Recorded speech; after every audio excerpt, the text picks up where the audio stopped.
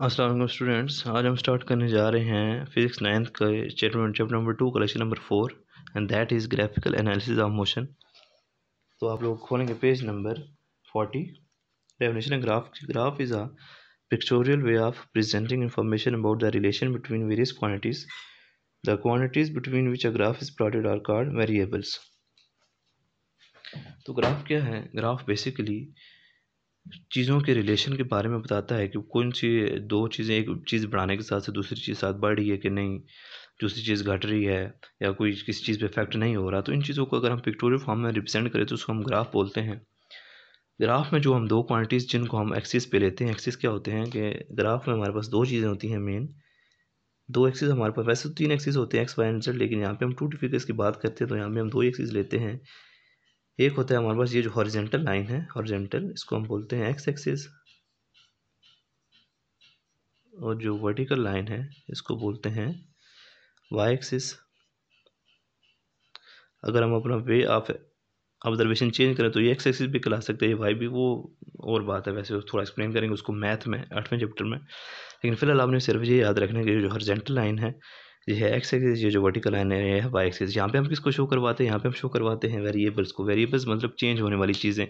जब भी बॉडी की मोशन होती है तो वो अपनी सराउंडिंग्स के लिहाज से अपनी स्पीड उसकी चेंज हो सकती है, वेलोसिटी चेंज हो सकती है, वो उसका डिस्टेंस चेंज हो सकता है, बॉडी रेस्ट में हो सकती है। इस तरह की जो चीज़ें मोशन के लिहाज से, वो उन सबको हम बोलते हैं वेरिएबल्स। क्योंकि जब बॉडी मूव करता है तो वो उसकी स्पीड भी वेरी कर सकती है, उसका जो डिस्टेंस है वो वेरी कर सकती है। इस तरह की चीज़, एक्सेलरेशन प्रोड्यूस हो सकता है बॉडी में, ऑल दैट।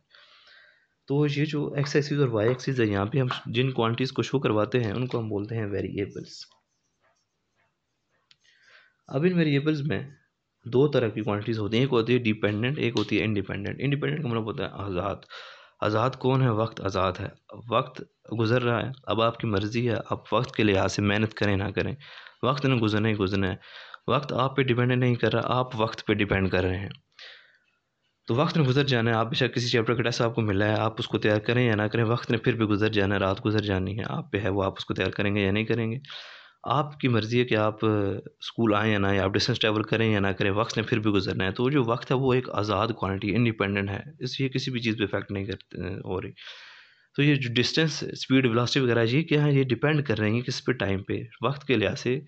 ये वक्त पे डिपेंड करें, वक्त के लिहाज से ये बॉडी मूव करेगा, वक्त के लिहाज से। जैसे कि हमने डेफिनेशन में पढ़ा, time rate of change, time rate of change of this is called velocity, acceleration, जो भी है। तो वक्त के लिहाज ये सारी जो चीज़ें वो वक्त पे डिपेंड करें, टाइम पे डिपेंड कर रही हैं, तो इनको हम बोलते हैं डिपेंडेंट क्वांटिटीज़। इस ग्राफ में जो इंडिपेंडेंट क्वांटिटी है जिसको हम बोलते हैं टाइम, उसको हम लेंगे अलॉन्ग द एक्स एक्सिस, और जो डिपेंडेंट क्वांटिटी है जो कि डिपेंड कर रही है टाइम पे, स्पीड, वेलोसिटी वगैरह होगी, उसको हम लेंगे अलॉन्ग द वाई एक्सिस। तो जो पहला ग्राफ है हमारे पास वो है डिस्टेंस टाइम ग्राफ। तो डिस्टेंस टाइम ग्राफ में टाइम को हम लेंगे ऑन द एक्स एक्सिस क्योंकि टाइम इंडिपेंडेंट क्वांटिटी है, और डिस्टेंस को लेंगे ऑन द वाई एक्सिस, ये वाई एक्सिस है क्योंकि डिस्टेंस जो है वो एक डिपेंडेंट क्वांटिटी है। तो अगर हम ग्राफ बनाना चाहें फॉर ऑब्जेक्ट एट रेस्ट, तो हम फर्ज करते हैं कि टाइम हमारे पास यहाँ पे एक्स एक्सिस पे गिवन है सेकंड्स में। यहाँ पे हमारे पास जो दोनों पॉइंट, जिस दोनों लाइनें एक्सिस जिस पॉइंट में मिलती है उस पॉइंट को हम बोलते हैं ओरिजिन, आगाज। 5 सेकंड्स, 10, 15, 20 एंड सो ऑन। और डिस्टेंस बॉडी का फर्ज करें कि बॉडी का हमसे जो डिस्टेंस था वो था, यहाँ पे जो डिस्टेंस है वो फर्ज करेंगे 1 मीटर्स में। बॉडी का जो हमसे डिस्टेंस था फर्ज करें जी वो था 5 मीटर्स पहले, फिर 10, 15 एंड सो ऑन। मैं अब बात करूँ फॉर ऑब्जेक्ट एट रेस्ट। सारी चीज़ें समझाने का मकसद सिर्फ एक था कि आपको ग्राफ अच्छी तरह समझ आ जाए, ताकि आप इक्वेशन मोशन अच्छी तरह समझ लें उसका जो ग्राफ है। तो फर्ज करें कि जो बॉडी है उसका हमसे डिस्टेंस 5 मीटर्स था जब टाइम हमारे पास स्टार्ट हुआ था। 5 सेकंड गुजरने के बाद भी बॉडी क्योंकि मूव नहीं कर रहा, रेस्ट में, तो उसका डिस्टेंस हमसे कुछ ज़्यादा होगा नहीं होगा। 10 सेकंड गुजरने के बाद भी उतनी डिस्टेंस है, 15 के बाद भी उतना ही है, 20 के बाद भी उतना ही है। तो अगर हम इन पॉइंट्स को आपस में जोड़ दें तो ये हमारे पास क्या आती है? एक स्ट्रेट लाइन आती है। तो स्ट्रेट लाइन जो कि क्या है? पैरेलल है किसके? एक्स एक्सिस के या हॉरिजॉन्टल एक्सिस के। वो ये शो करती है कि जो बॉडी है वो रेस्ट में। तो एमसीक्यू आ सकता है कि ये जो स्ट्रेट लाइन है parallel to the X axis वो क्या शो करती है? तो आपने बताना है कि वो ये शो करेगी कि जो ऑब्जेक्ट है वो हमारा रेस्ट में है। फिर अगर हमारे पास जो बॉडी है वो एक कॉन्स्टेंट स्पीड से मूव करे तो फिर उसका ग्राफ कैसे बनेगा, मुलाहिज़ा फरमाइए। तो object moving with constant speed में मतलब क्या हुआ कि बॉडी की जो स्पीड है वो यूनिफॉर्म है, एक जैसे डिस्टेंस में, एक जैसे टाइम में एक जैसे डिस्टेंस ट्रैवल होगा, जैसे मैं आपको पढ़ा चुका हूँ। तो ये हमारे पास है वाई एक्सिस एंड ये है जी, ये पॉइंट हो जाएगा ओरिजिन, यहाँ पे दोनों एक्सिस मीट करते हैं। ये हमारे पास हो गया एक्स एक्सिस, यहाँ पे हम किसको शो करेंगे, टाइम को। टाइम हम लेते हैं सेकंड्स में, फर्ज करें टाइम हमारे पास 5 सेकंड्स, 10, 15, 20 एंड सो ऑन। यहाँ पे ये जो वाई एक्सिस है यहाँ पे हम शो कर रहे हैं इसको, डिस्टेंस को। हम डिस्टेंस टाइम ग्राफ की भी बात कर रहे हैं, डिस्टेंस टाइम ग्राफ की भी हम बात करें, इसके बाद हम स्पीड टाइम ग्राफ की बात करेंगे। तो यहाँ पे हमारे पास डिस्टेंस फर्ज करें जी, अपनी मर्जी से आप ले सकते हैं 10, 20, 30, 40 एंड सो ऑन। बोर्ड छोटा तो इस वजह से ग्राफ थोड़ा सा इस तरह बना है। अच्छा जी, 0 to 5 सेकंड में हम फर्ज करते हैं कि बॉडी ने जो डिस्टेंस कवर किया वो कवर किया 10 मीटर्स, ठीक है। 5 से 10, अगले 5 सेकंड में बॉडी ने 10 और कवर किया तो टोटल कितना हो जाएगा 20। अगले 5 सेकंड में बॉडी ने 10 और कवर किया तो कितना हो जाएगा 30। अगले 5 सेकंड में 10 और कवर किया तो हमारे पास ये कितना हो जाएगा 40। तो ये अगर हम इन पॉइंट्स को ड्रा करें तो ये हमारे पास क्या आएगी, एक स्ट्रेट लाइन आएगी। तो ये जो स्ट्रेट लाइन है वो क्या शो करेगी कि जो बॉडी है वो मूव कैसे कर रहा है with the constant speed. Her 5 second में जो डिस्टेंस है वो कवर हो रहा है वो कितना हो रहा है 10 मीटर का हो रहा है। तो जो स्ट्रेट लाइन है, स्ट्रेट लाइन ये शो कर रही है कि बॉडी मूव कर रहा है विद कांस्टेंट स्पीड। अच्छा एक बात याद रखनी है कि जो डिस्टेंस टाइम ग्राफ है, इंटर टेस्ट में पूछा जा सकता है, डिस्टेंस टाइम ग्राफ की जो स्लोप है वो हमें किसकी वैल्यू देती है। स्लोप का आइडिया आपको पता नहीं है भी कि नहीं, मैथ में आप लोगों ने शायद पढ़ा हुआ है कि नहीं। तो स्लोप क्या होती है, स्लोप हमारे पास होता है change in Y axis with respect to change in X axis divided by या विद रिस्पेक्ट टू, जो मर्जी है बोलें। तो स्लोप हमारे पास डिस्टेंस टाइम ग्राफ की, अगर मैं यहाँ पे स्लोप फाइंड करें, जो स्लोप क्या है, स्लोप पहले आप इसका फार्मूला देखें। स्लोप हमारे पास होता है, स्लोप ग्राफ की slope change in Y axis divided by change in X axis. अब वाई एक्सिस पे हमारे पास क्या है, मैं एग्जाम्पल सिर्फ आपको ना चीज़ समझ नहीं आ रही। वाई एक्सिस पे आपके पास क्या है, स्पीड, क्या है, स्पीड है। और एक्स एक्सिस पे आपके पास क्या है, टाइम है। सॉरी, वाई एक्सिस पे आपके पास क्या था, डिस्टेंस था, डिस्टेंस, एस एस क्या था, डिस्टेंस। और एक्स एक्सिस पे आपके पास क्या था, टाइम। डिस्टेंस बाई टाइम हमारे पास क्या होता है, स्पीड के इक्वल। तो आपने बात याद रखनी है कि ये जो स्लोप होती है किसकी, डिस्टेंस टाइम ग्राफ की, वो आपको किस चीज़ की वैल्यू देगी, स्पीड की। दोबारा सुन लें, स्लोप क्या होती है, change in Y axis by change in X axis. Change in Y, Y में हमारे पास क्या था, डिस्टेंस, एक्स में हमारे पास क्या था, टाइम। तो डिस्टेंस बाय टाइम हमारे पास किसके इक्वल होता है, स्पीड। तो जो स्लोप है डिस्टेंस टाइम ग्राफ की वो किसके बारे में बताएगी हमें, वो हमें बताएगी स्पीड के बारे में। इसी तरह जो स्पीड टाइम ग्राफ है वो मैं बताता है एक्सेलरेशन के बारे में, वो बताऊंगा आगे कैसे। अच्छा जी, अब इसके बाद है object moving with variable speed.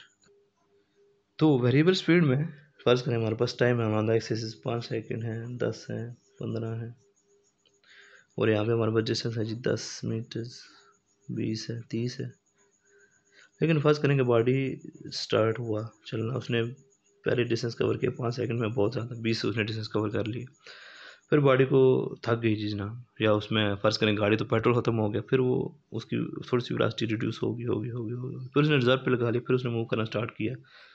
फिर वो उसकी स्पीड ज़्यादा हो गई, 30 मीटर उसका डिस्टेंस हमसे ज़्यादा हो गया। फिर जो उसकी स्पीड रिड्यूस होती होती आखिर में फर्स्ट करें गाड़ी ख़राब हो गई, फिर उसकी वेलोसिटी आखिर में जो है स्पीड होती है रिड्यूस होती थी, 0 आ गई। तो ये हमारे पास एक इसको हम बोलेंगे इरेगुलर पैटर्न बन रहा है, जिसमें हमारे जब भी बॉडी मूव करेगी विद वेरिएबल स्पीड तो उसका जो पैटर्न है वो क्या आएगा, वो आएगा इरेगुलर आएगा। ये तो ग्राफ बना है बड़ा पुट्ठा सा, आप अपनी मर्जी से कोई भी ग्राफ बना सकते हैं।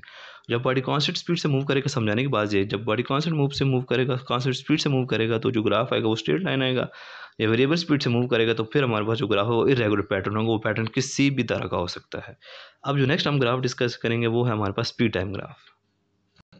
तो स्पीड टाइम ग्राफ में हमारे पास जो पहला केस है वो है object moving with constant speed. अब हमने डिस्टेंस टाइम ग्राफ में हम टाइम को तो लेते थे ऑन द एक्सिस, जो कि हमने यहाँ पे भी लिया, लेकिन स्पीड डिस्टेंस टाइम ग्राफ में हम लेते थे डिस्टेंस को on the Y axis, speed time graph में हम स्पीड को लेंगे ऑन द वाई एक्सिस, क्योंकि स्पीड या डिस्टेंस दोनों डिपेंडेंट क्वांटिटीज़ हैं टाइम पे। तो फर्स्ट करें हमारे पास टाइम है जी 5, 10, बच्चों वाला काम है बहुत सिंपल, 15, और वाई एक्सिस पे हमारे पास अब स्पीड आ गई। तो स्पीड हमारे पास आ जाती है फर्स्ट 2 मीटर पर सेकंड, 4 मीटर पर सेकंड, 6 मीटर पर सेकंड। अब फ़र्ज़ करें बॉडी जो वो एक कांस्टेंट स्पीड से मूव कर रहा है, मतलब कि वो पहले 5 सेकंड गुजरने के बाद भी 2 मीटर पर सेकंड उसने अटेन कर लिया, अगले 5 सेकंड में भी 2 मीटर पर सेकंड में जा रहा है, अगले 5 में भी 2 पे। तो अगर हम तीनों पॉइंट्स को मिलाएं तो वो हमारे पास एक आती है स्ट्रेट लाइन। तो स्पीड टाइम ग्राफ में वो जो स्ट्रेट लाइन है जो कि पैरेलल होती है, ये जो हॉरिजॉन्टल लाइन है जो कि पैरेलल होती है एक्स एक्सिस की, ये शो करती है कि body is moving with the constant speed. और डिस्टेंस टाइम ग्राफ है, ये जो स्ट्रेट लाइन थी वो क्या शो कर रही थी कि बॉडी इज एट रेस्ट। फिर हमारे पास जो दूसरा केस है इसका वो है object moving with constant speed, sorry object moving with uniform acceleration, कि बॉडी का जो एक्सेलरेशन है वो यूनिफॉर्मली चेंज हो रहा है। तो फिर हम देखते हैं कि उसका ग्राफ किस तरह से आता है। तो object moving with uniform acceleration में फ़र्ज़ करें हमारे पास time on the X axis है 5, हर 5 सेकंड के लिए हमारे पास डिफरेंस है, और वाई एक्सिस पे हमारे पास स्पीड है जिसका यूनिट क्या होता है, हमेशा मीटर पर सेकंड होता है, आपको पता है। तो उस यहाँ पे जो हमारे पास वो 2 मीटर पर सेकंड 4 मीटर पर सेकंड। तो फ़र्ज़ करते हैं जब बॉडी ने अपनी रेस्ट से पोजीशन से अपनी वेलोसिटी स्टार्ट की, वो अपनी मूव करना स्टार्ट किया, पहले 5 सेकंड में उसने जो डिस्टेंस कवर किया वो था 2 मीटर पर सेकंड का। अगले 5 में भी जो उसने अपनी स्पीड को बढ़ाया वो टू और बढ़ाया, तो टोटल कितनी होगी हमारे पास 4। अगले 5 सेकंड में उसने 2 और बढ़ाया तो कितनी होगी 6, अगले 5 सेकंड में और बढ़ाया तो हमारे पास हो जाएगी 8। तो हमारा अगर हम पॉइंट्स को ज्वाइन करें तो ये हमारे पास आएगी एक स्ट्रेट लाइन। तो जो स्ट्रेट लाइन है ये क्या शो करती है स्पीड टाइम ग्राफ में कि जो बॉडी मूव कर रहा है विद यूनिफॉर्म एक्सेलरेशन। अब अगर हम इसकी स्लोप निकालें तो स्लोप में हमारे पास होता है change in Y axis. Change in Y axis में वाई एक्सिस हमारे पास क्या है स्पीड, स्पीड हमारे पास चेंज है तो हमारे पास ये क्या हो जाएगा डेल्टा वी, और डिवाइडेड बाय हमारे पास क्या हो जाएगा टाइम। डेल्टा वी हमारे पास क्या होता है हमें पता है change of velocity, change velocity का हमारे पास यूनिट क्या होता है मीटर पर सेकंड, टाइम का क्या होता है सेकंड, तो ये क्या हो जाएगा मीटर पर सेकंड स्क्वायर। तो मतलब क्या हुआ जो स्पीड टाइम ग्राफ का स्लोप है वो हमें किसकी वैल्यू देगा एक्सेलरेशन की, और जो डिस्टेंस टाइम ग्राफ है उसकी स्लोप हमें किसकी वैल्यू देती है स्पीड की। तो ये बात आपने लाजमी याद रखनी है, दोबारा सुन लें कि जो स्लोप है स्पीड टाइम ग्राफ की किसकी वैल्यू देगा हमें एक्सेलरेशन की, और जो डिस्टेंस टाइम ग्राफ है उसकी स्लोप हमें वैल्यू देगी स्पीड की।